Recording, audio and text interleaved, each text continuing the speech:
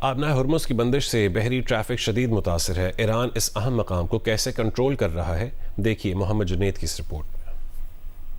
آپ دیکھ رہے ہیں جیو نیوز کے وار روم کا خصوصی سیگمنٹ جو کہ آبنائے ہرمز کی بندش سے متعلق ہے۔ 28 فروری کو ایران پر اسرائیل اور امریکہ نے حملہ کیا اور اس جنگ کے شروع ہونے کے بعد 2 مارچ کو ایران کی جانب سے یہ اعلان کیا گیا کہ آبنائے ہرمز کو بند کیا جا رہا ہے، اور پھر ایران کی جانب سے کہا گیا کہ صرف وہی جہاز گزر سکیں گے آبنائے ہرمز سے جن کے پاس ایران کی طرف سے اجازت حاصل ہوگی۔ آبنائے ہرمز کی بندش کا معاملہ پوری دنیا کے میڈیا میں رپورٹ ہو رہا ہے۔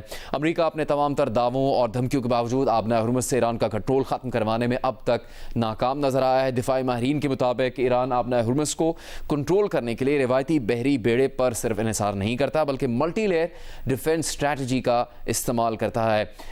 وہ ڈیفنس اسٹریٹجی کیا ہے اس کی تفصیل جیو نیوز کے وار روم میں آپ کو بتائی جائے گی۔ ہم آپ کو یہ بتا دیں کہ آبنائے ہرمز پر کنٹرول کے طریقے کے لیے جو پہلی حکمت عملی ہے ایران کی وہ موبائل میزائل بیٹریز ہیں جو اس نے یہاں پر نصب کر رکھی ہیں، اور اس کے ساتھ ساتھ دوسری جو حکمت عملی ہے وہ سپیڈ بوٹس کی ہے۔ اس لیے کام آتی ہیں ایران کو کہ وہ مؤثر طریقے سے اس آبنائے ہرمز کو کنٹرول کرتا ہے اور فوری طور پر رد عمل دینے کے لیے ان سپیڈ بوٹس کو استعمال کیا جاتا ہے۔ اس کے علاوہ سمندری بارودی سرنگیں بچھا رکھی ہیں جس کے بارے میں بہت سے خطرات اور خدشات کا بھی اظہار کیا گیا۔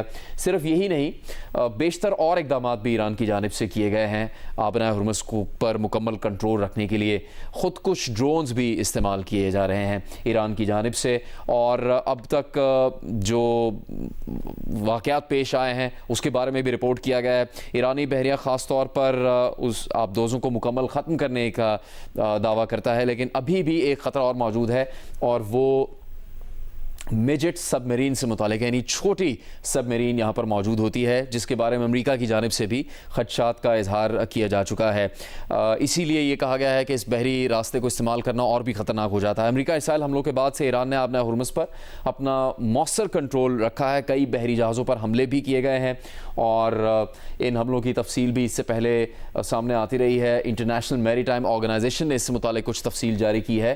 28 فروری سے 2 اپریل تک جو جہاز نشانہ بنے ہیں ان کی تعداد 20 بتائی گئی ہے، اور ان حملوں میں 10 ہلاکتیں بھی ہو چکی ہیں۔